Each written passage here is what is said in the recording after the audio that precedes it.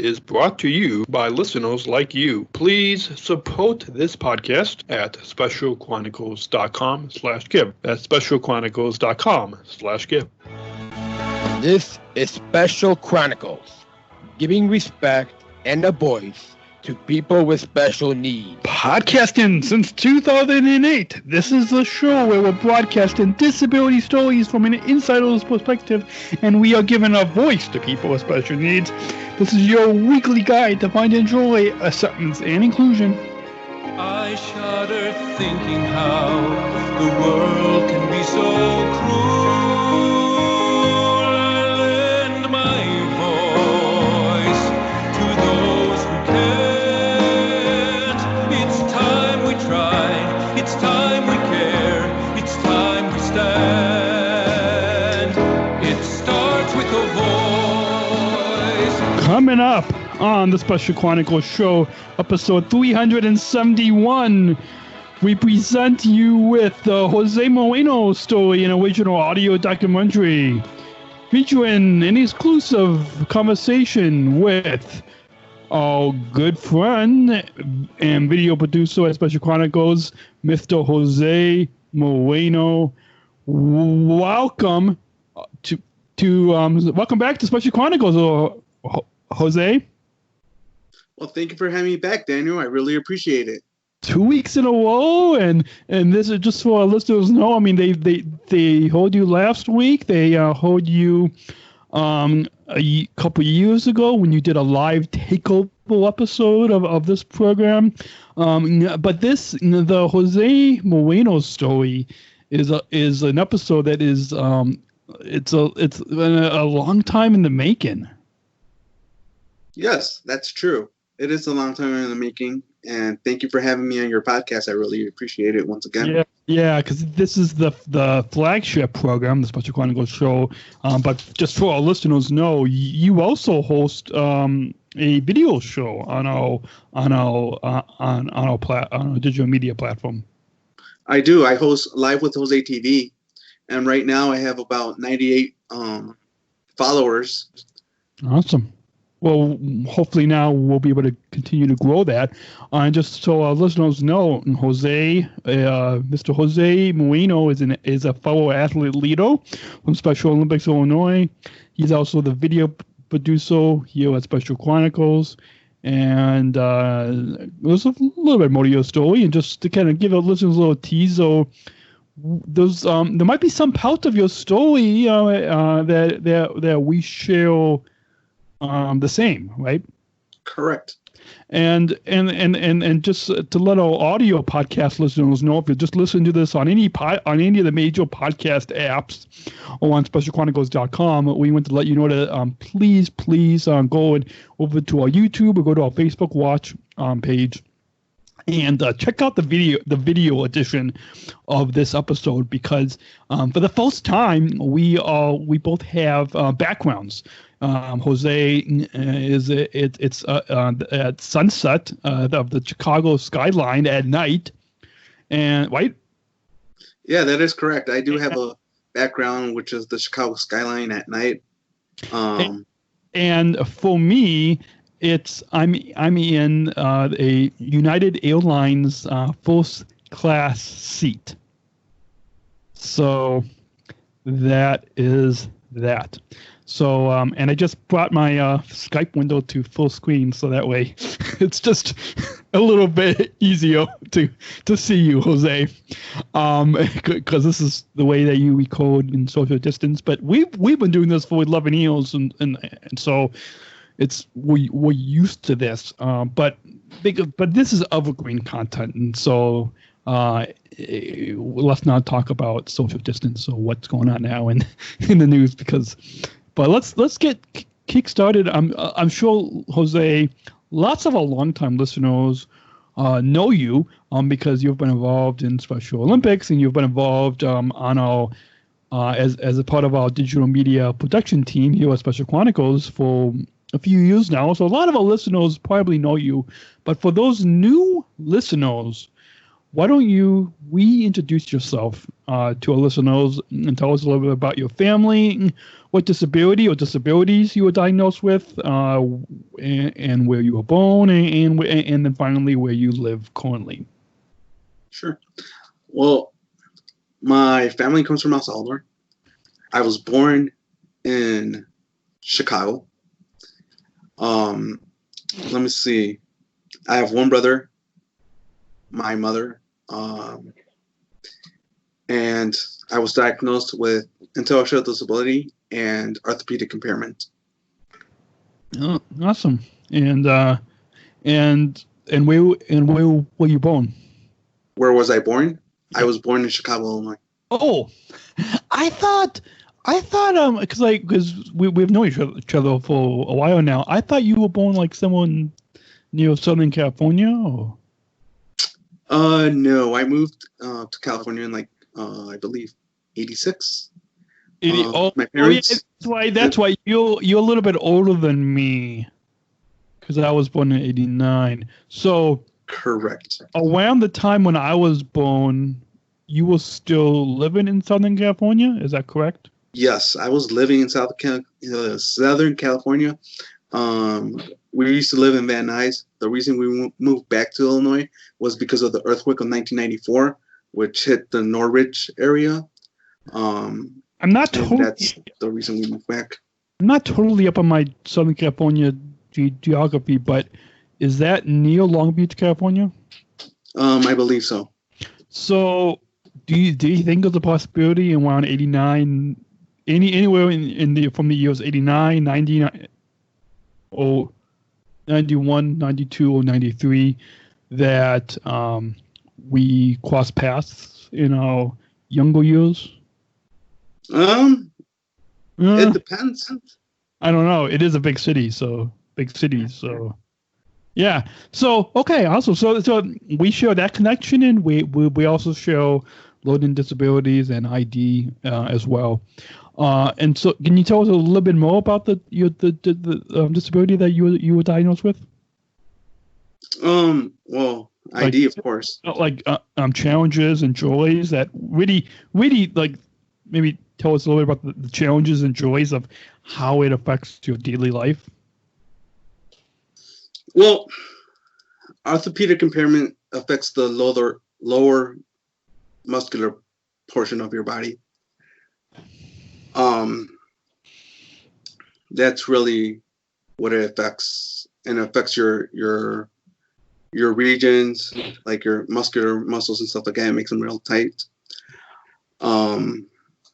And I don't know, it's just made it hard for me to work and stuff. But I've had jobs before, where I used to work in restaurants. But now you just do a lot of volunteer jobs, like here with Special Chronicles and Special Olympics Illinois. And correct, I do have volunteer jobs, like at Special Chronicles and at Special Olympics Illinois. Awesome. Well, let's move on and tell us a little bit more about your early years, from both through your school years. Kind of take us through a snapshot, if you will. If we were looking through like a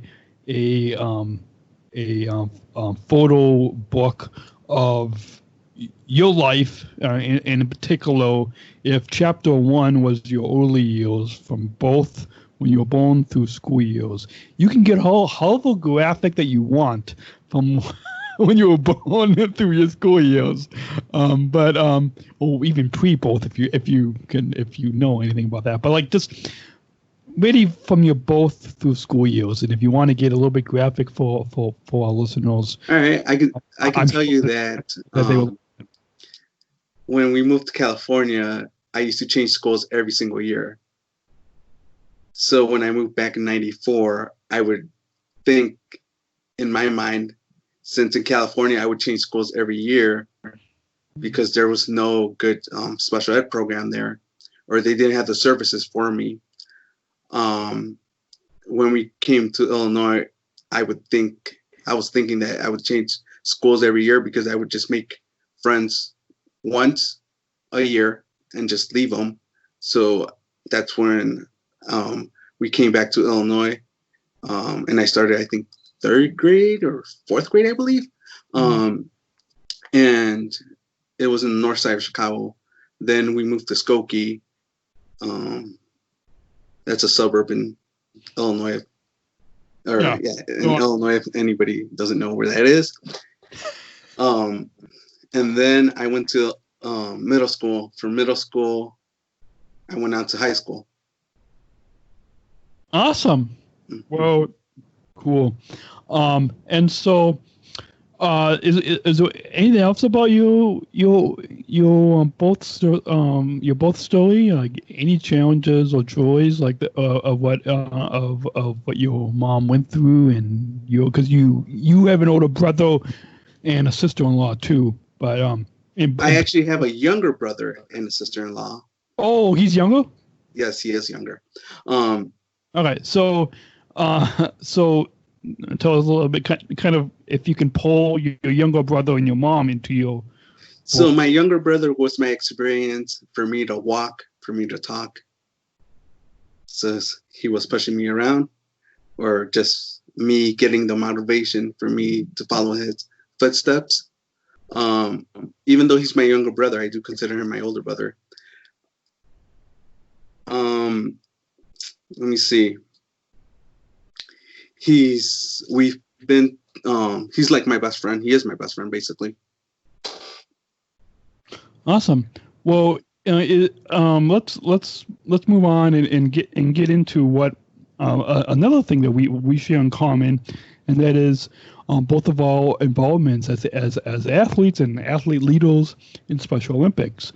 So let's get into talking a little bit about your Special Olympics backstory.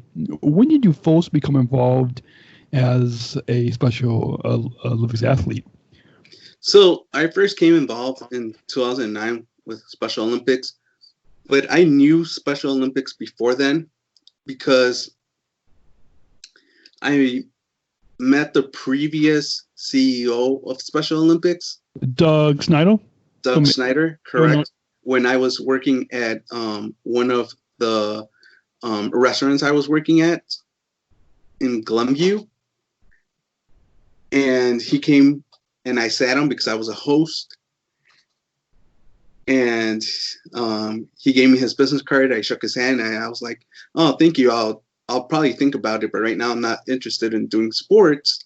So when I had enough time to get off work and everything like that, I decided to join Special Olympics in 2009.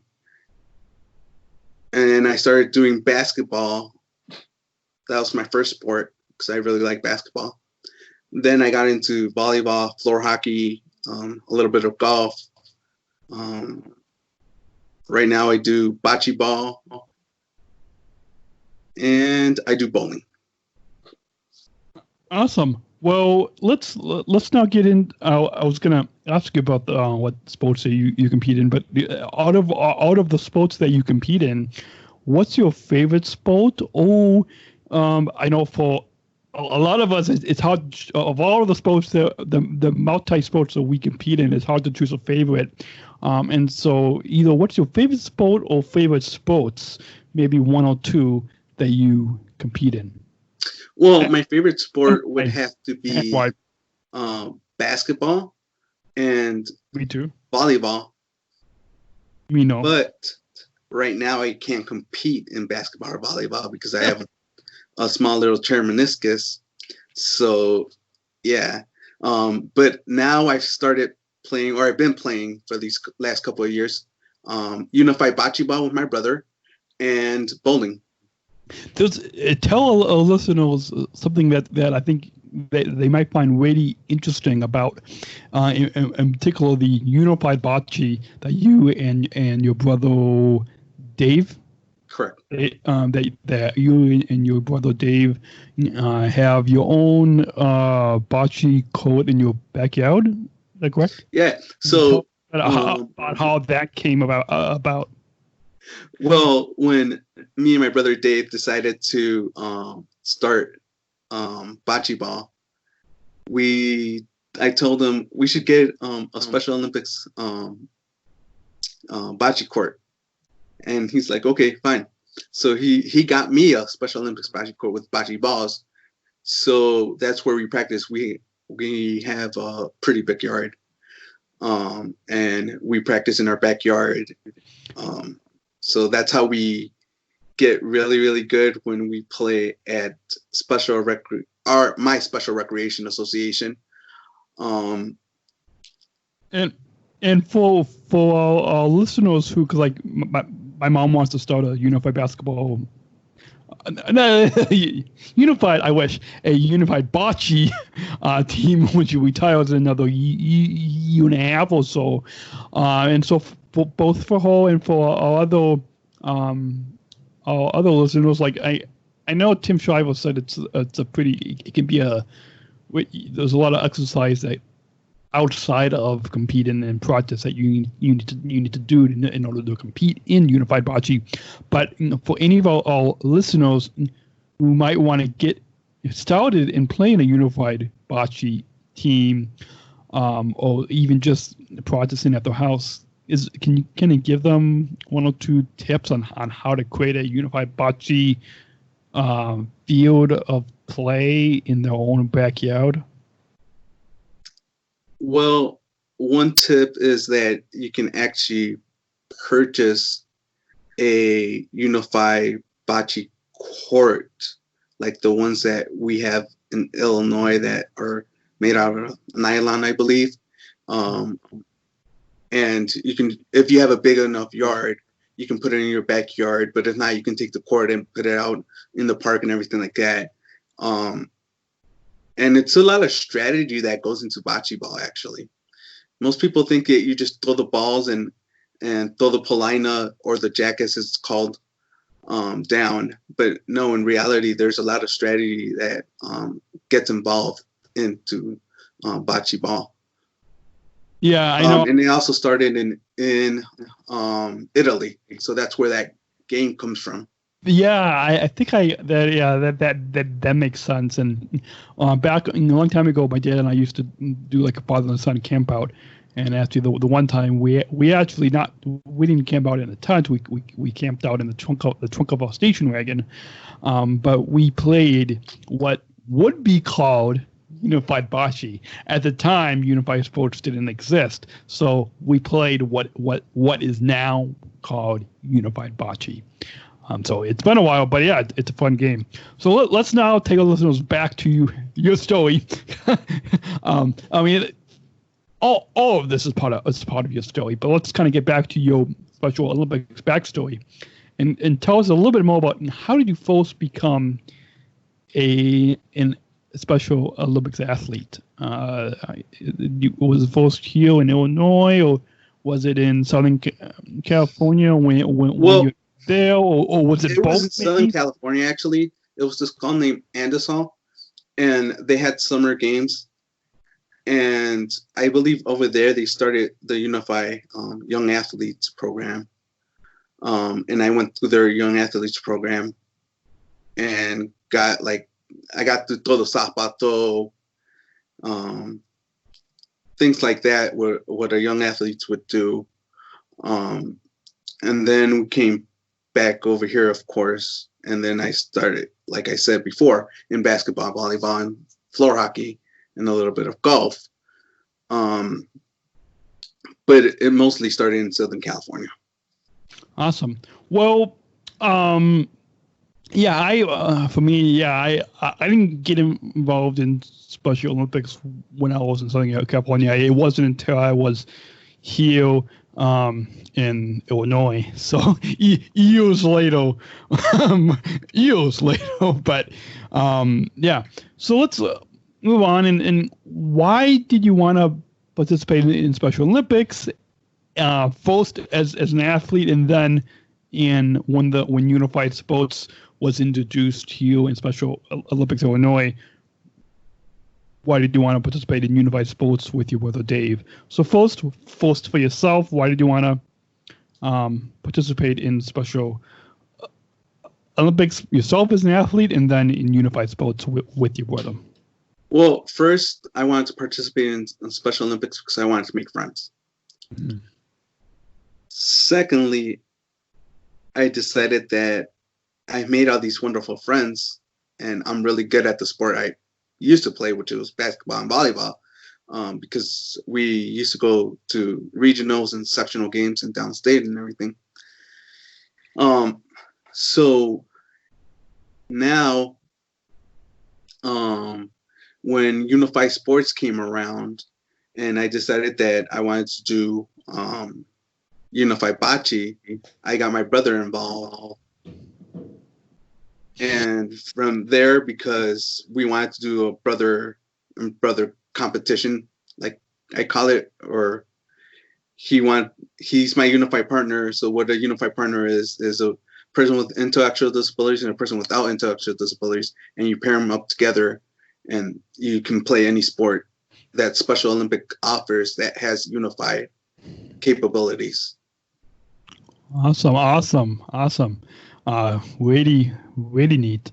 I know I talked about Unified Sports a lot in past episodes, but yeah, that's a good thing to know.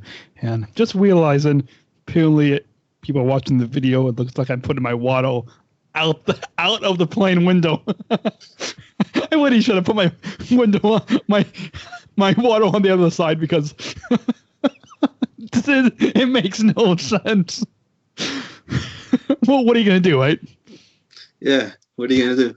So, anyways, so this next question might sound a little weird, but we have fun whenever we either on air or even off air. Like yesterday, we had a long digital media production day at Special Chronicles. You and me, right? Long, but yeah, it was a couple hours, but we got the job done. A few hours, but yeah, we got the job done. So that's all that counts. And so people, when you listen and watch, you know, yes, there's a lot of work that went into the shows that you guys heard yesterday and today on SpecialChronicles.com. But so I'm gonna ask this, but it might sound a little funny. It's not coming because not just because I know the answer to, but because it's a little bit obvious for listeners who know both of us. So, like, if Karen Milligan is listening, name endorphins for Karen Milligan, / Alex or Gina or Dave or Breen or Bridget, or I'm just name dropping people that we know from the staff from Special Olympics Illinois. And I'm going to stop naming people because I'm sure I'm missing people. But anyways, what Special Olympics program you are from? What Special Olympics program I'm from? Northeast DuPage Special Recreation Association. That's actually the agency. The agency.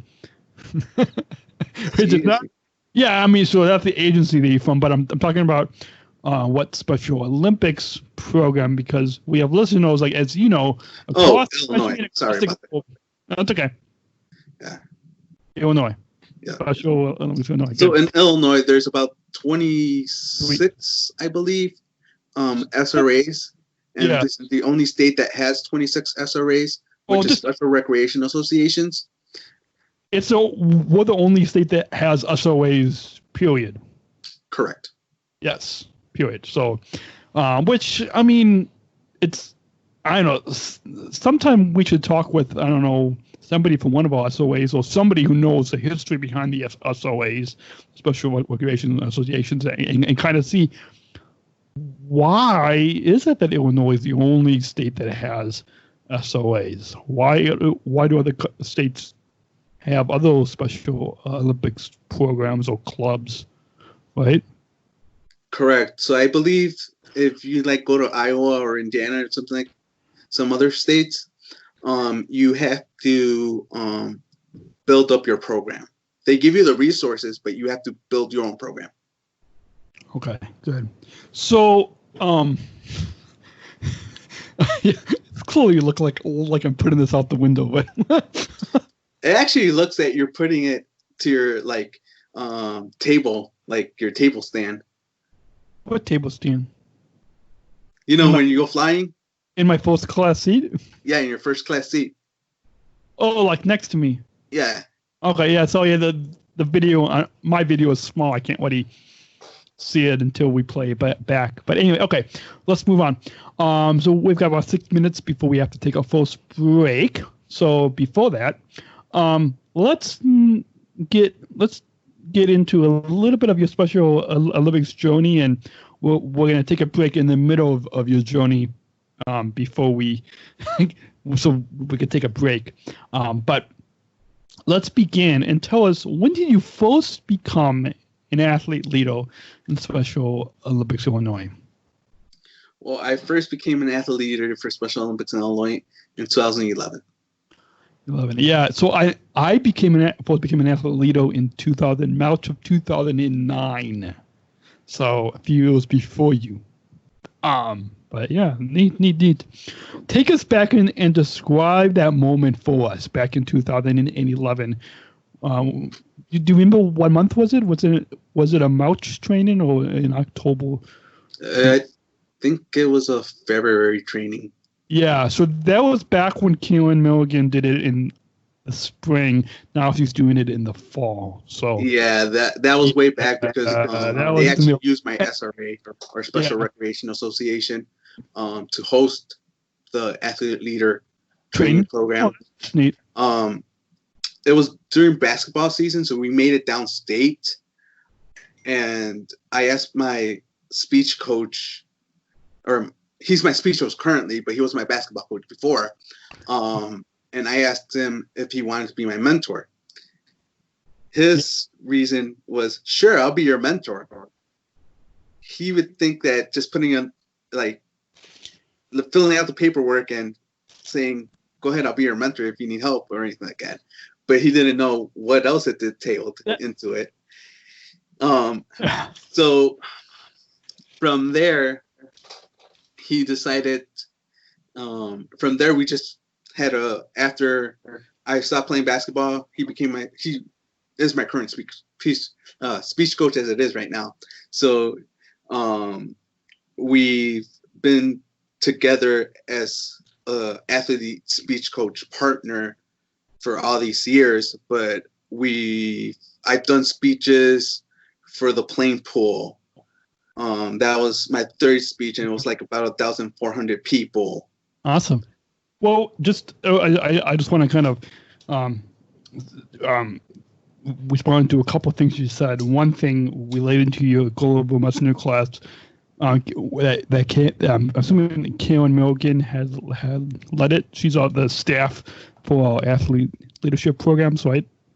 That she led it, and correct. So a fun fact for you and all of our listeners is back in March of 2009, I think maybe Lauren Miller, who I work with now, I think she might be in that first class too.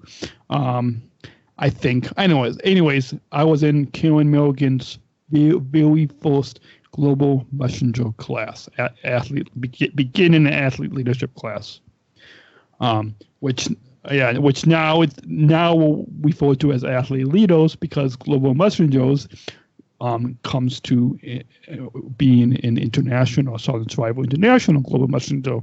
And speaking of that, something else you said is your mentor didn't know that much about what an athlete leader is or does. And same thing, my Chris Winston, who's our Chief Marketing Officer for Special Olympics Illinois, and he's my mentor as an SSIGM. Chris didn't know really what being a mentor entailed. And so, so we share kind of that in common as well. Right. But when I walked into my mentor class, I wasn't just wearing like just jeans or a t-shirt or anything like that, or a polo. I was actually in a full suit. So I was wearing a orange like dress shirt, black dress pants, and a orange like black dress tie. Mm-hmm. And when Karen actually met me, because I didn't know who she was at the beginning, she told me, "Oh, you're gonna be really successful in Special Olympics as an athlete, as a global messenger." Neat. Let's go ahead and pause that. We'll continue with the whole Jose Moreno story and your Special Olympics athlete journey. Right after this short break, you'll listen to the Special Chronicles show right here on SpecialChronicles.com. We'll be right back after the short break. Don't hit pause. Don't go away. We'll be right back. This episode is brought to you by listeners like you. Please support this podcast at SpecialChronicles.com/give. That's SpecialChronicles.com/give. This episode is brought to you by the ComEd Energy Force Ambassador Program. The Energy Force is the country's first energy efficiency education program designed for and taught by people with disabilities. ComEd is powering lives, and Radio is powering us here at Special Chronicles. Learn more at SpecialChronicles.com/ComEd. That's SpecialChronicles.com/ComEd. We thank ComEd for the generous support of Special Chronicles. We're not just athletes. We are the ambassadors of an uprising. Peaceful protesters. In a rebellion against anyone who has a fear of difference. Difference. Our demands are equality. Dignity. And the recognition of our shared humanity. We will not stop or accept anything less. Today, our world is more divided than ever. And coming together has never been more urgent. The revolution is inclusion. Find out more at jointherevolution.org. You're listening to the Special Chronicles show. This is Daniel from SpecialChronicles.com and Sunshine International Global Messenger, Special Olympics. I think at the top of the show, Jose, I think I forgot to introduce myself. Did I forget? I believe so, but you introduce yourself now, so. 31 minutes into the program, 31 minutes into the episode today, and I've done that a few times in the past. Lately I've been good at it, but it's like see, here's the thing. I've got a script. Believe it or not, listeners, dear listeners or viewers, I have a script, and I'm kind of modifying it / not really using it, and I think I need to just rewrite the script how I've been doing it lately, and yeah, so yeah, we have that going for us. So let's pick up with your story, Jose. You before that break, you told us about you took us back and you described that moment for us, and when you both became an athlete leader. Let's pick up after that part of your story and tell us when you applied, because we have to, believe it or not, everybody, whether you're an athlete leader for your local Special Olympics program, or you are in SSIGM in a Southern Tribal International Global Messenger, either one, you have to apply. And so when you applied and when you took that step to go to that beginning training, tell us, why did you even want to become an athlete leader? Because there's a lot of work, and even now that we'll get into a little bit later in just a little bit about the Athlete Input Council and in particular our AIC leadership team in a little bit. But there's a lot of work that goes into becoming an athlete leader. So share with us, tell us, why did you want to become an athlete leader? Well, the main reason I wanted to become an athlete leader is because I wanted to help other athletes that don't have a voice, basically, that can't speak. I'm your voice. I'm here to help you guys. Mm-hmm. And that was the main reason I wanted to become an athlete leader, and also to improve my speaking skills too. Yeah. That was the other reason too. So speaking of that, listeners, those know that we have 11 years of basically when I started podcasting, it was an entire journey as an athlete leader. So people know that there are tons of different like jobs or roles that you have as an athlete leader. And when we were in Dublin at the Global Athlete Leadership Workshop, the 14th to the 18th of October 2019 in Dublin, Ireland, we one of the parts of this 5-day workshop we talked about we really on these these postal size pieces of paper, we really outlined all the different jobs and roles that we have as an athlete leader. And so we're not going to tell you all the different jobs and roles, but Jose, tell us about what are all the different jobs and roles that we have as an athlete leader, and in telling us that, tell us which of those roles that you currently have or have had since 2011 up to now. Well, there's a lot of different roles that you can pick from Special Olympics Illinois as an athlete leader. You could be a coach. You could be a referee. You can be a glow messenger, of course, and healthy messenger. But there's many roles that, as an athlete leader, can fit any athlete in Illinois. That if somebody wants to be an athlete, there's something in the organization that you can do besides playing your sports. If you want to improve yourself as a public speaker, for example, trying to be on TV or trying to improve yourself on speeches.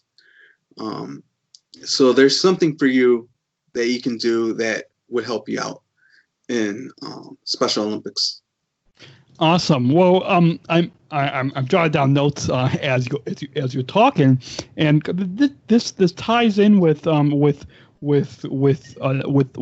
role that is not yet a role in Special Olympics Illinois or any U.S. program or any program in the 190 countries in across the globe.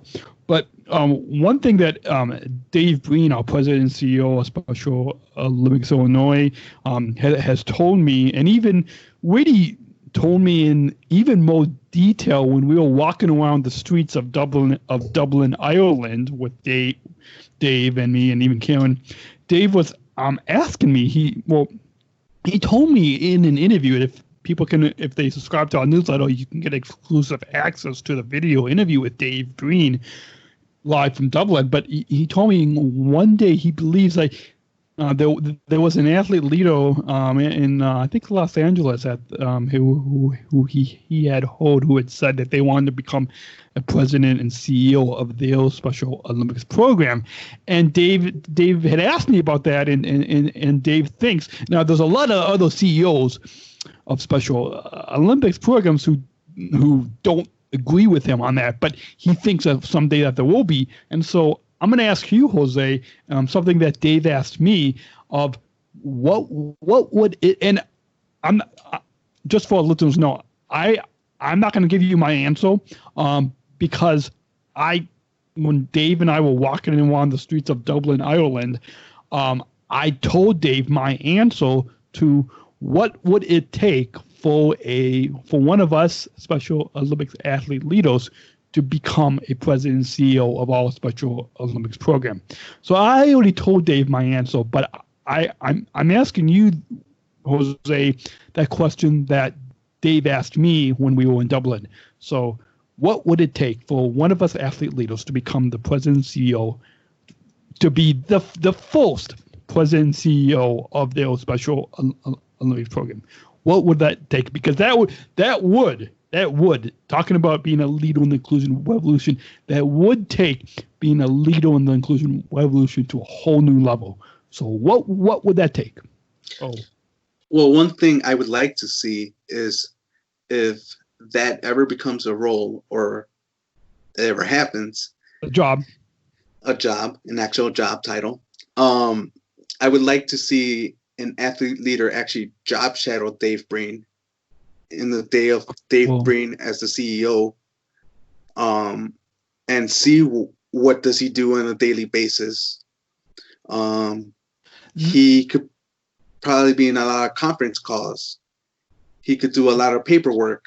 Yeah, I didn't even think of that, but that, like, we do job shadows like with United Airlines, and maybe in the future with Hyatt, maybe, I mean, I'm not saying like just listeners don't, Hyatt is not for sure, so don't quote us on that. But like, we like with our partners, with our Special Olympics partners, our sponsors, we do job shadows days with.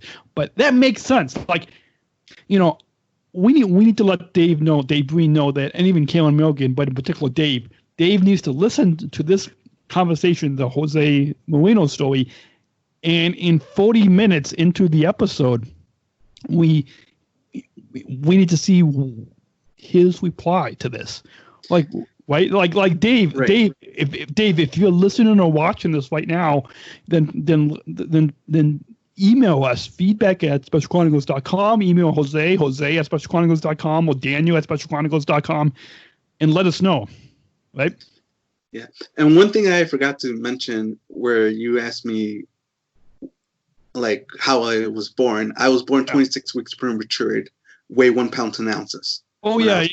That's a good part to add to your story. Yeah. I was born 3 1/3 months premature and dropped down to less than a pound. So 3 1/3 months. Yeah. So we share that kind of somewhat similar in common thing too. And another thing that I forgot to mention is that in my high school years, I just recently, last year, I got the Distinguished Alumnus Award for my high school, which that details of doing a recommendation, getting people from my teachers, or if you have teachers that still support you, which I do have a big community of teachers that support me, even though I'm out of high school.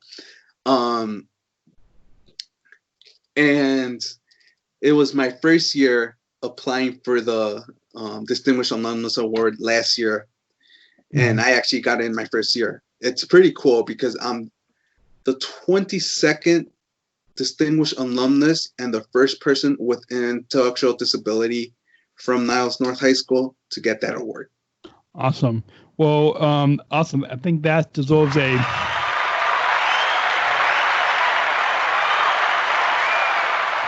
round of applause from our audience of listeners who are listening to us in their earbuds or on their smart speaker, on their Alexa or smart speaker, or just in their earbuds, and they are applauding as they listen right now.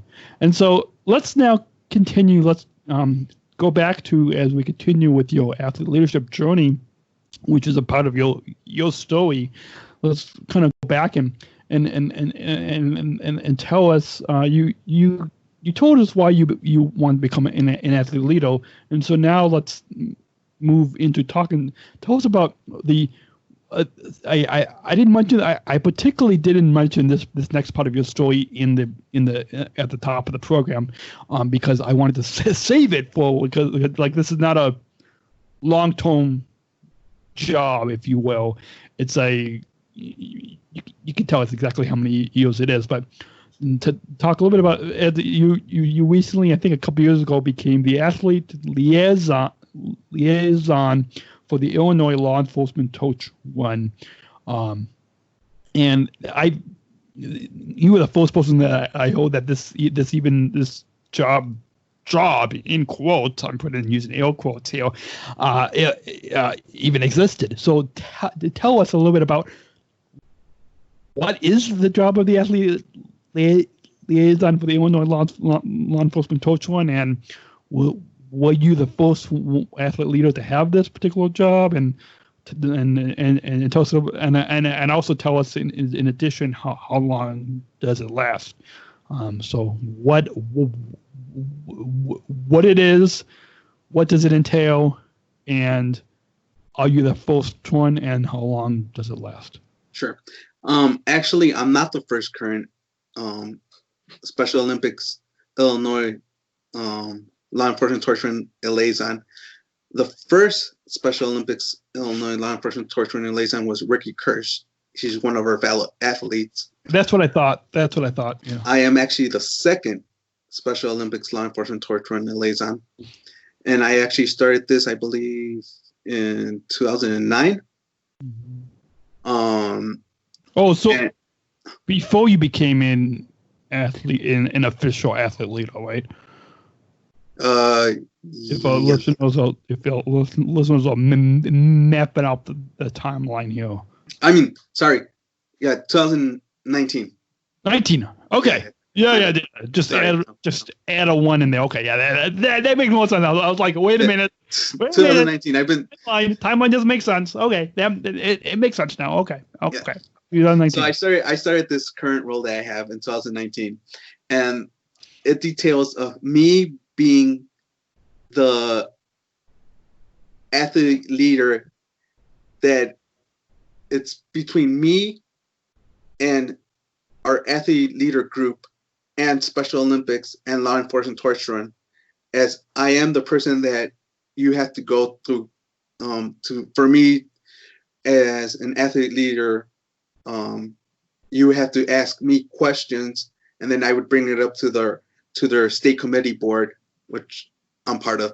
So if you had a specific question about your law enforcement torture run in your area, you would have to go through me as an athlete, and then I would ask the committee that question on behalf of the athletes. Awesome. And how long is this term again? It's about 3 years. Okay.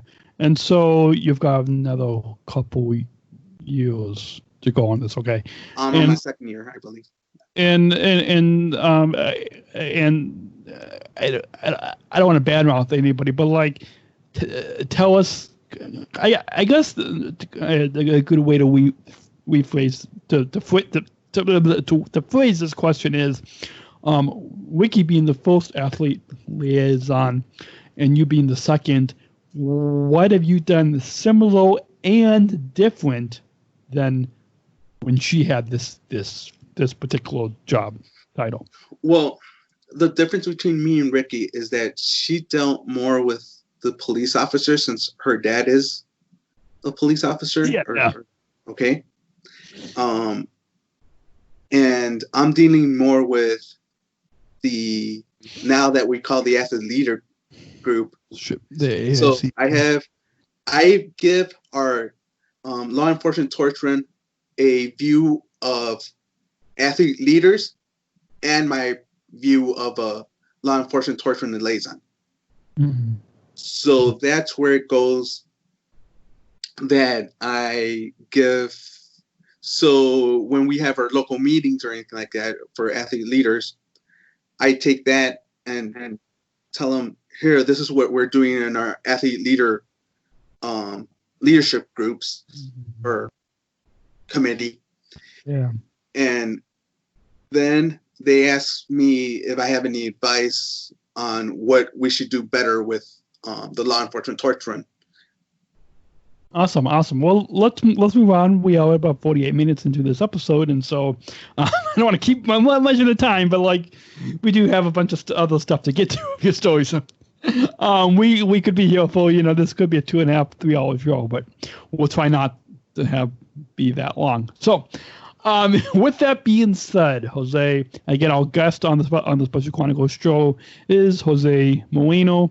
We are featuring the Jose Moreno story, an exclusive original audio documentary here on SpecialChronicles.com. Our guest is Mr. Jose Moreno, fellow athlete leader, Special Olympics Illinois, and currently a volunteer video producer here at Special Chronicles.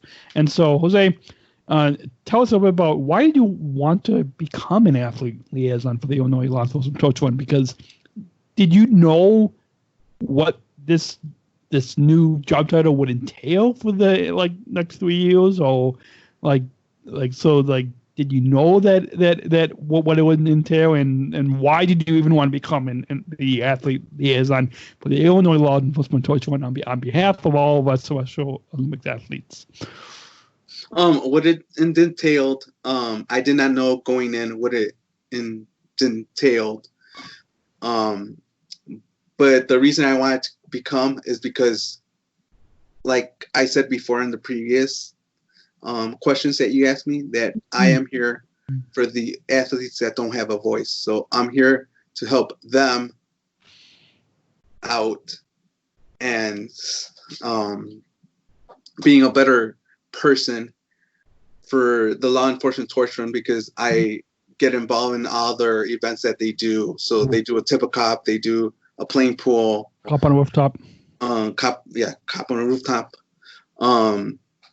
So that's the main reason I wanted to get involved, is because I think I can make a difference between our athlete leaders and our police departments and our police officers who get involved with Special Olympics Illinois. Did you forget the polo plunge? And polo plunge, correct.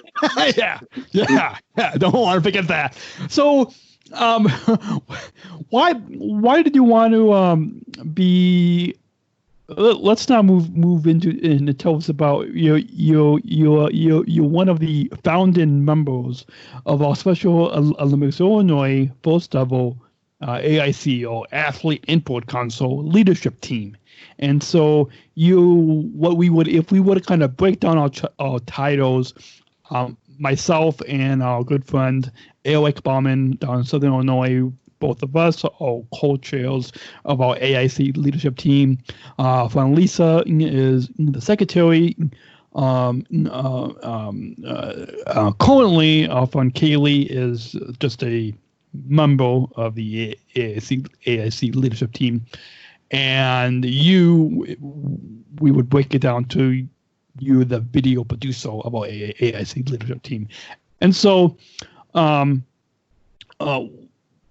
tell us kind of, take us back to like when Kieran Milligan first told you about this, and what is the job of because I mean, I could answer as one of the two co-chairs, but, and I mean, I could add my 2 cents after you, but this is, again, the Jose Moreno story. So, in telling us first about what the job is of our Special Olympics Illinois AIC leadership team, tell us of take us back to when Kieran Milligan first told you about this, because like I know when she first told me, it was back my previous part-time job that I had.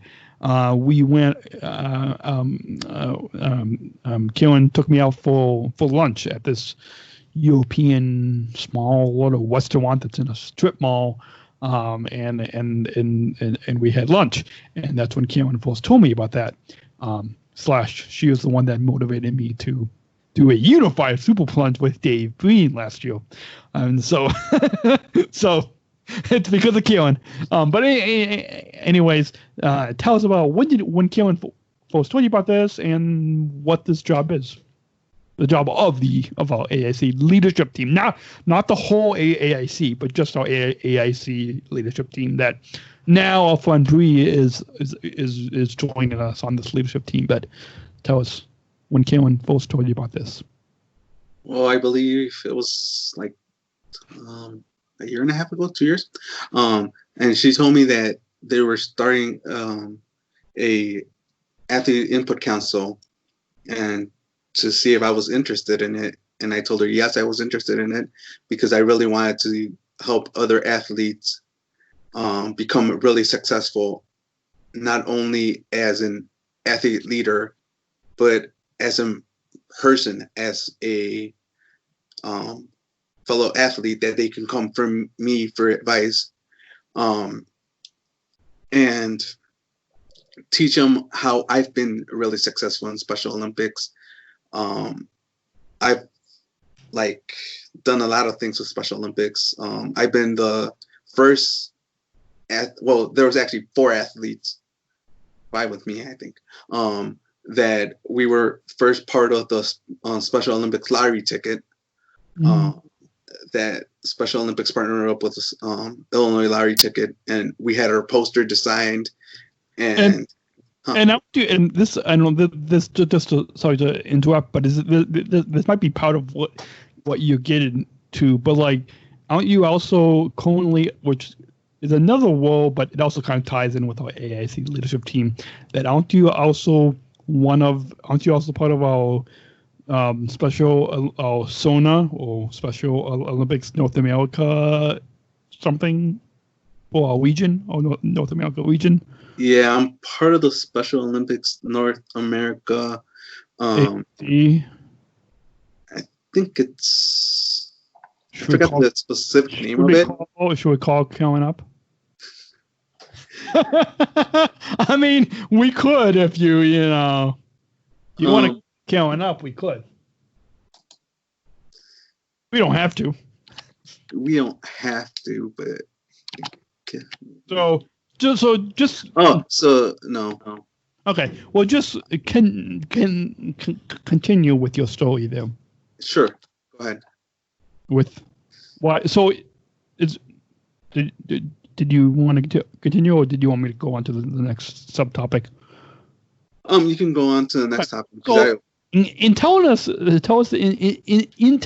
little bit more about why you wanted to be a member of our Special Olympics Illinois AIC leadership team. Tell us a little bit further. If you could tell us a little bit further why you wanted to become a member, and after that, tell us about your job as a video producer for our AIC leadership team. So I wanted to become a member because, like I said previously, I wanted to help other athletes succeed in the most way possible that I can help them out.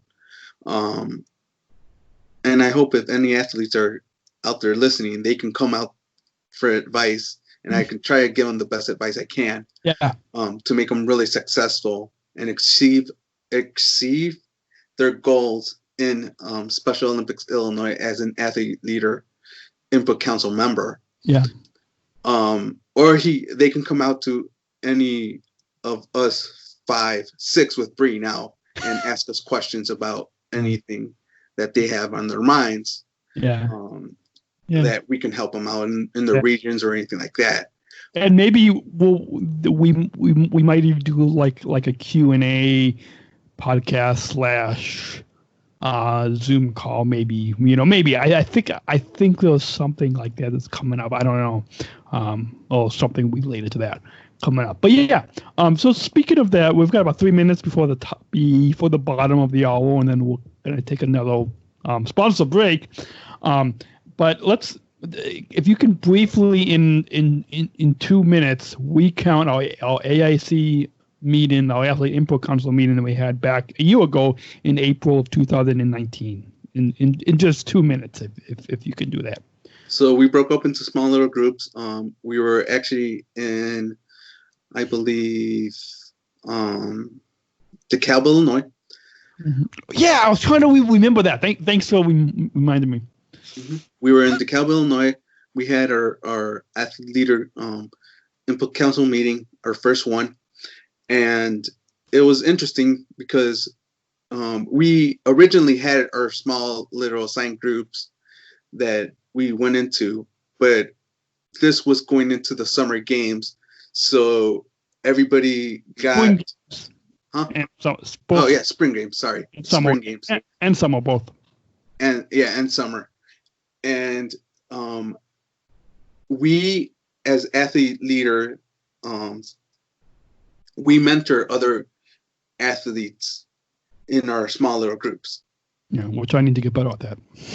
So they can come out to us, and if they have any questions, they can just reach out to us, and we try to answer them as best as we can. But if we can't answer them, we try to get advice from either our Karen or anybody that could, or any of us, that if we don't have a question that we can't answer, we try to answer. We try to ask our fellow members. Awesome. Well, we're going to go ahead and in just less than a minute take a short break, and just to get into mention our sponsors, and to let you know that coming up after that break, after the bottom of the hour, we'll be talking a little bit more about what you enjoy most about being involved in our Special Olympics athlete leadership programs. and to encourage other people, some more words of advice, and then a little bit more about your job as a video producer here at Special Chronicles. You're live with those ATV digital web series and Special Olympics 50th, and a little bit more, much more coming up right after the break, right here on the Special Chronicles show. The live with those ATV. The Jose Moreno show, the Jose Moreno story continues right after the break. We'll be right back. This episode is brought to you by listeners like you. Please support this podcast at specialchronicles.com/give. That's specialchronicles.com/give. This episode is brought to you by the ComEd Energy Force Ambassador Program. The Energy Force is the country's first energy efficiency education program designed for and taught by people with disabilities. ComEd is powering lives, and radio is powering us here at Special Chronicles. Learn more at specialchronicles.com/ComEd. That's specialchronicles.com/ComEd. We thank ComEd for the generous support of Special Chronicles. We're not just athletes. We are the ambassadors of an uprising. Peaceful protesters. In a rebellion against anyone who has a fear of difference. Difference. Difference. Our demands are equality. Equality. Equality. Dignity. Dignity. Dignity. And the recognition of our shared humanity. We will not stop or accept anything less. Today, our world is more divided than ever. And coming together has never been more urgent. The revolution is inclusion. Find out more at jointherevolution.org. You are listening to the Special Chronicles show. This is Daniel found from specialchronicles.com and Sergeant Shriver International Global Messenger with Special Olympics. I am joined once again back with our guest, Mr. Jose Moreno, as we continue with this exclusive audio documentary of the Jose Moreno story. Welcome back, Jose. Thank you for having me back.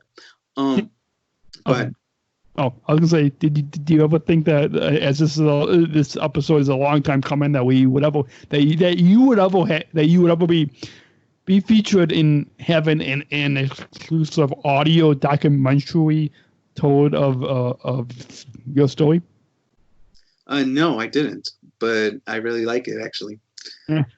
Because I think I'm gonna inspire a lot of athletes. Yeah. Around the world. Yeah, I know. And I also speak Spanish, so that's one plus that I have.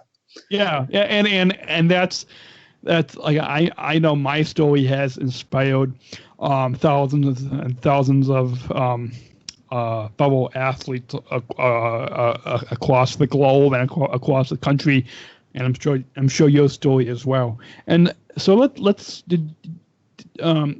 move on and tell us what you enjoy most about being involved in the Special Olympics athlete leadership programs. What do you enjoy most about? Well, before we move on to that, I did find out that I'm part of the U.S. Athlete Leadership Committee. Oh, that's the same before title that I have. Okay, good. So sorry, is the seatbelt light? Oh wait, hold on. That green light for the camera is still on. So that means that the seatbelt light is still on, right? Correct. I can't move. I can't move around this first class cabin. No, until the pilot turns it off. And the pilot's going to turn it off once we're done recording. Oh man. Oh, okay. Well, this first class seat is really comfortable. It really is comfortable. It's just my bottom is, even sitting in first class. It's my bottom is in a little holding a little bit. So let's continue here with the Jose Moreno story and tell us what you would say to encourage other of our fellow Special Olympics athletes, not just here in Illinois, but across the nation and across the globe, to become athlete leaders themselves. Because you have been an athlete leader since 2011. I've been an athlete leader since 2009. So combined, both of us have, years of experience. I mean, there's a reason why we are on the AIC leadership team. I mean, there's a reason why, not just the staff, but people look to us to really take the lead or to really hashtag lead to include. Like, there's a reason why people look to us to lead, to really, as leaders in the inclusion revolution. And so with that, we'll kind of give some advice and encouragement to fellow Special Olympics athletes in the state of Illinois, across the nation, across the state, across the nation, and across the globe, to become athlete leaders themselves. Well, one of the advice is that enjoy the sport that you have. Like, if you like basketball, you like volleyball, you like floor hockey, or any of the other sports that your fellow states have. I would like for you guys to go ahead and do them if you like sports. And like I said before, if you don't like sports, there's something else that you can do. You can be part of your athlete leader input council group if your state has one. And if they don't, then they can start one. Yeah, correct. If they don't, you can start one. So let's awesome advice.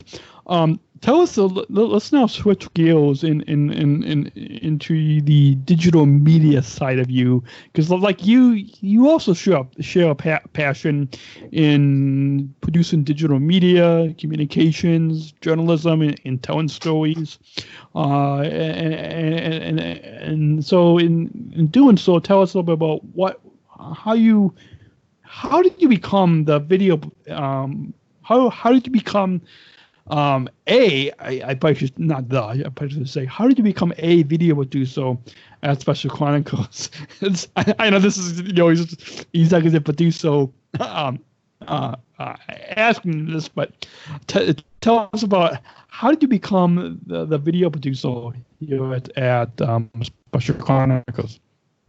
The way I became the video producer at Special Chronicles is that I emailed the founder of Special Chronicles and I asked him if he needed any help with editing his videos. And he emailed me back a couple days later and he said, yes, I would like any help. But he also said, I'm sorry, this is only a volunteering job. And I was like, that's fine with me. Awesome. Well, and who is that founder of Special Chronicles? His name is Daniel. Is he a good guy to work with or work for? Yes, he's actually a really good guy to work for. He's became my friends after the last couple of years. So we become buddies. We hang out pretty often. This is not cheesy at all.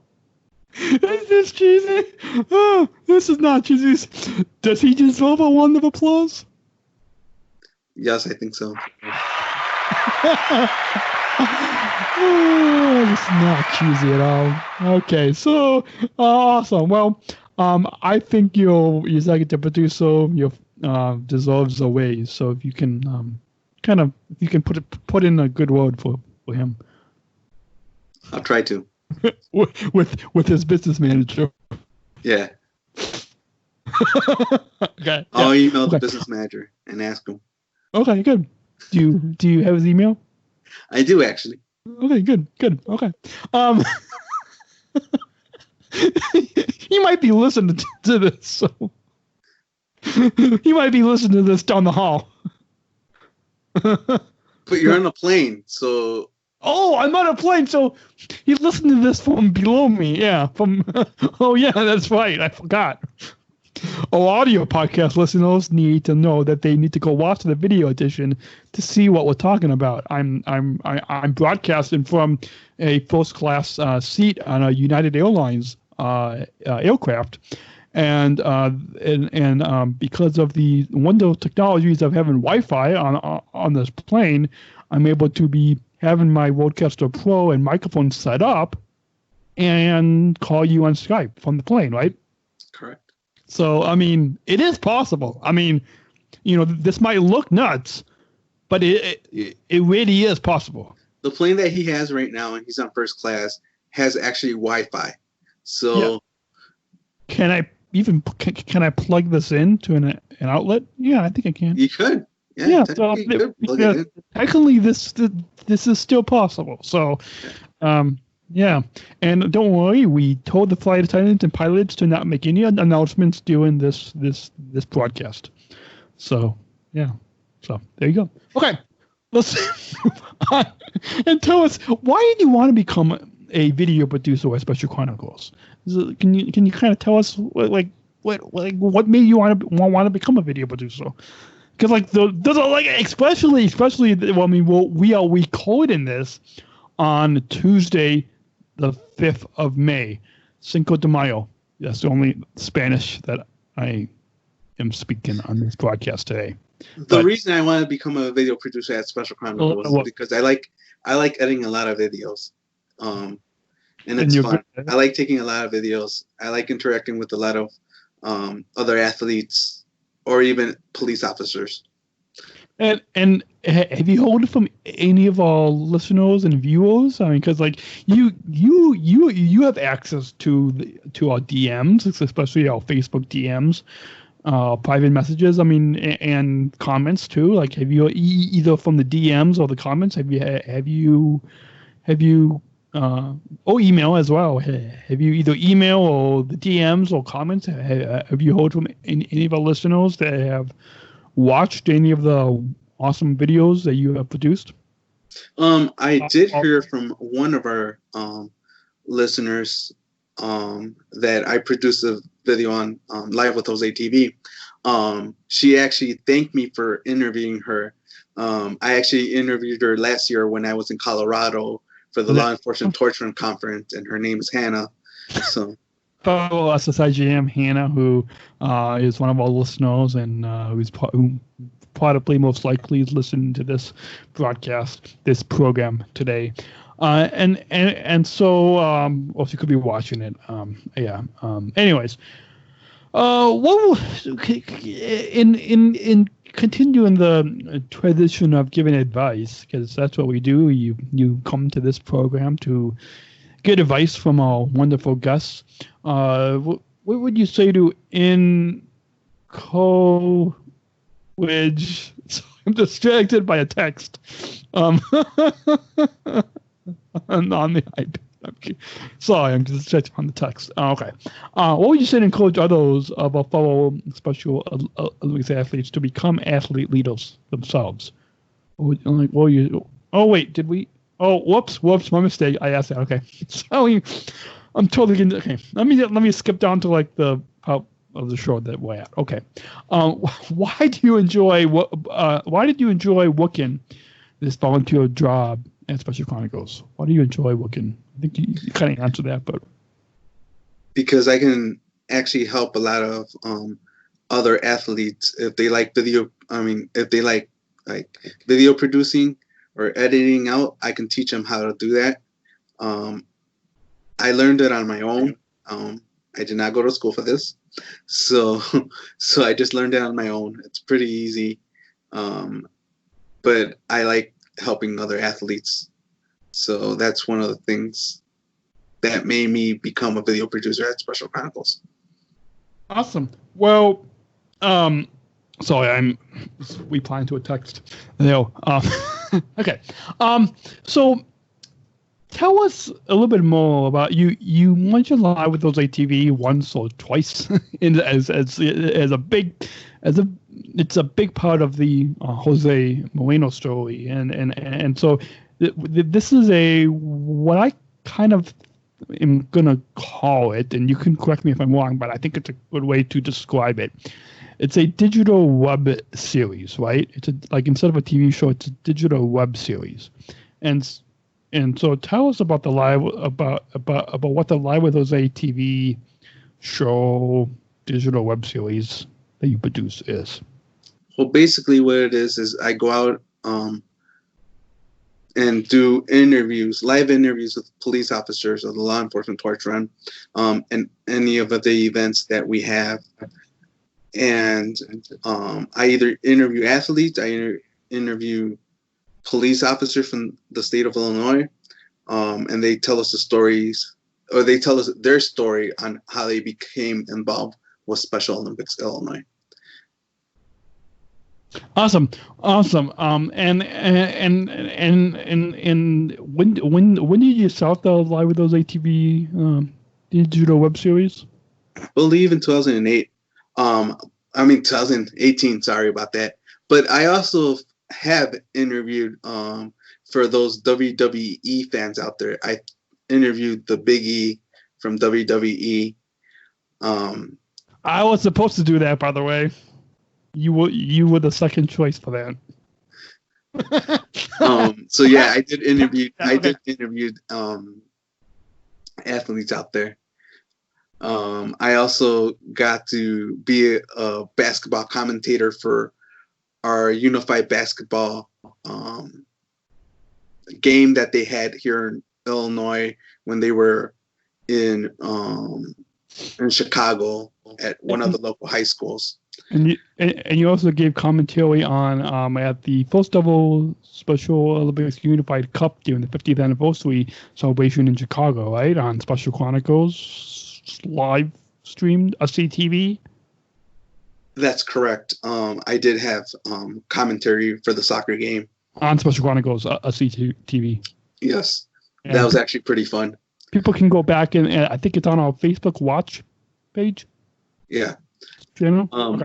I've also gotten to meet Dikembe Mutombo. Me too.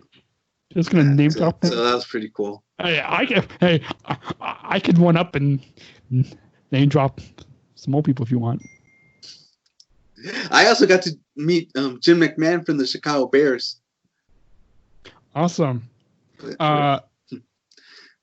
So let's move on, and I am not texting here on the show, and so let's move on as we continue. Once again, this is the Jose Moreno story right here on SpecialChronicles.com. This is a exclusive audio documentary. Our guest is featuring the one, the only, the man, the myth, the legend, so Jose Moreno. And as we continue, you told us the wonderful thing about the Live with Jose TV digital web series. But now tell us, why should our listeners, those listening or watching the Jose Moreno story, this exclusive audio documentary podcast conversation right now, why should they listen to why should they, dear listeners, watch your digital web series, Live with Jose TV? If you can give us in particular, like let's say you're stuck on an elevator, what would be your elevator pitch for why they should go watch your Live with Jose TV digital web series? The reason that you should watch the Live with Jose TV show, or Live with Jose TV, is that I can bring you content as an athlete leader or a law enforcement torture and liaison that that no other athlete can bring you, because I'm there at the moment. I'm there I am interviewing athletes or police officers at the events that I go to. And it's all done on my phone. Awesome. Well, let's move in and people can go back to if they missed last week's episode, podcasting about podcasting. You and I on a 1-hour episode talk about podcasting about podcasting. In particular, we give people witty I forgot what the subtitle is, but we really gave people a practical example on how to produce audio and video podcasts or shows, and so as people can go back and write and listen or watch that. Listen, watch. Correct. Both. Is that audio only podcast or both? I think it's both. I don't remember. I think it was audio and video. Was it both? Yes. I think. We have to check. On that. So, anyways, let's move on because we are at an hour and 19 minutes into this program, and we just want to let's move quickly on, and we count your time briefly here about the 50th anniversary for Special Olympics celebration in Chicago, July 2018. Just if you could recap your experience as an athlete leader at this global event. My experience as an athlete leader was pretty fun at the 50th anniversary because I got interviewed by a newspaper in Spanish, of course. I also got to go on the field and take a picture with Ann Burke. Cool. That was pretty cool. I also got to hang out with my friends from hold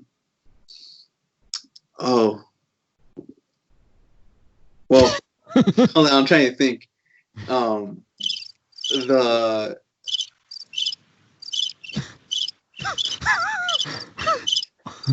The yoga instructor from the Chicago Cubs. Oh yeah, I forgot her name too. Christine. Good. Anything else you want to add? That's about it. But good. And people can go back to specialchronicles.com/Special Olympics 50. That's 50. specialchronicles.com/Special Olympics 50, all one word, and to go and watch our coverage, right? All exclusive coverage, podcast coverage. Correct. So let's move on as we near a close soon, Lee. We count your time during our formerly monthly and currently weekly AIC leadership team Skype meetings. Tell us if you can tell us in we count your time to tell us what's your favorite part of these weekly meetings and why our weekly meetings are so important for us to have. Well, my favorite time is seeing all my friends that I don't usually see. That's one of my favorite times. And then what important is about the weekly meeting is as an athlete leadership team, we're going to bring you content for our athletes in Special Olympics Illinois and our Athlete Input Council that is going to be really engaging for you, something that you're going to like to do. I know one of the contests that's coming out right now is esports. Mm-hmm. So if you like playing video games, esports is something that you like to do. Yeah, and I believe Special Olympics Illinois just launched a twitch.tv/Special Olympics Illinois channel, I believe, right? Correct. For gaming, and I think Special Olympics, there's a few athletes, I don't know who, there's a few athletes that will be competing in Special Olympics Washington. Is their program is having some type of tournament for esports, so I'm not that into video gaming, but yeah, I'm into video games. So there's a few athletes that will be a part of that, right? Yeah, there's a few athletes that's going to be part of that. Are you part of that? I believe not, because I don't have the current game that they're playing. And we don't know exactly who, but if you are going to be a part of that, either if you're in Special Olympics Illinois or Washington or anywhere else, if you're going to be a part of that, let us know, and we'd love to talk with you on an upcoming episode of the Special Chronicles show. And so, anything else about AIC leadership meetings that you want to say? About our leadership meetings? Yeah, weekly meetings. I just like having fun and bringing my ideas out to the group. Yeah. And even Kaylin had even told us it's probably the most funnest meetings that she has all week. So let's now preview. Oh, I don't know. Kaylin is going to love that I'm asking this question. I'm bringing this topic up. By love, I mean, I don't know if she's going to love I'm bringing this up, but I am, because, hey, Kaylin can't tell us to edit this out because, hey, whatever. Okay. Preview our upcoming Special Olympics Illinois Athlete Leadership Academy in the fall 2020. I know tons of people are asking us about this, and so hopefully we can still have it this fall. But preview our upcoming Special Olympics Illinois Athlete Leadership Academy. The academy is going to be pretty fun. It is. Yeah. Can we preview anything? What can people expect? Well, as an athlete leader, you're going to expect a lot of wonderful things that you're going to get out of the athlete leader academy. Yeah. Whoops. Oh, yeah, I forgot to plug my computer in. Keep talking. Things are going to help you improve your athlete leadership skills. Karen is going to have a lot of fun things, interactive things that as athlete leaders we can do with each other and teach each other and learn from each other. So stay tuned for 2020. Awesome. That was a close call, though. I almost ran out of battery on my computer. I don't know. Well, there we go. Okay. Good. Yeah, stay tuned. There's going to be lots of new programs, new sessions, and new workshops that you do not want to miss this athlete leadership team. I know I was part of the original team as well, that of the very, very early, very beginning discussions with Karen and Dave, when we, in particular Karen, when we were in Dublin, Ireland, October 2019. That's really when this new project really started. So awesome. As we come to a close, how can our listeners or viewers connect with you on socials? If you could give us any of your social media and digital media plugs. Well, they can go live with Jose TV on Facebook. On Instagram, they can go on live with Jose TV. And on Twitter, they could go to OSILL Jose at Twitter. We'll put in your page on SpecialChronicles.com / Oh, yes, it's Special Chronicles / Live with Jose TV. SpecialChronicles.com / Live with Jose TV. We'll put links to all of that in the show notes on SpecialChronicles.com / podcast 371. SpecialChronicles.com / podcast 371. And as far as if you listen to us on Apple Podcasts or wherever, on all the major podcast apps, just look in that description, and we'll put links to how you can follow Jose there as well.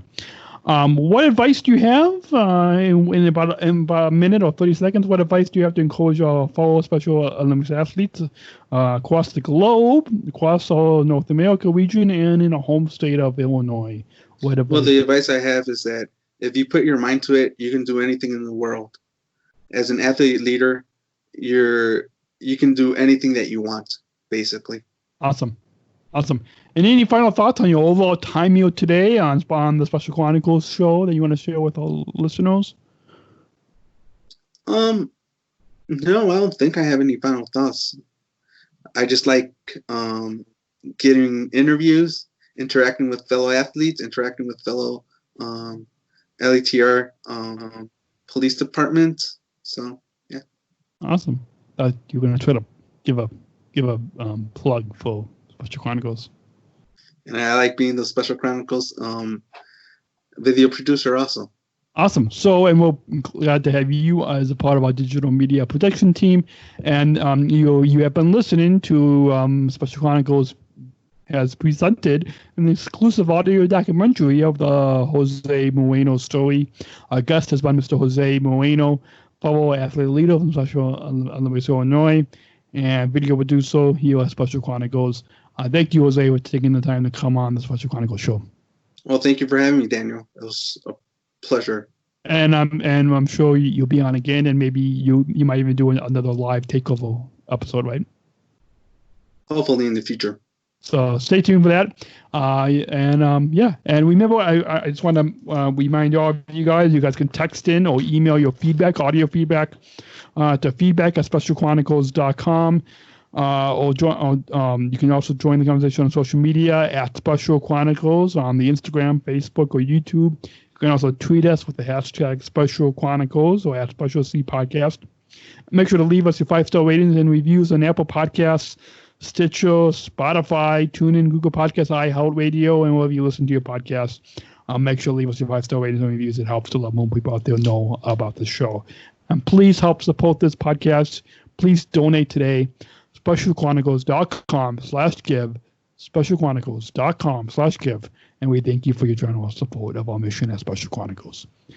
And until then, remember to show compassion, stay safe, stay healthy, and remember, choose to include. We'll see you next week. Remember, choose to include. Special Chronicles, giving respect and a voice to people with special needs. We'll see you next week. Bye.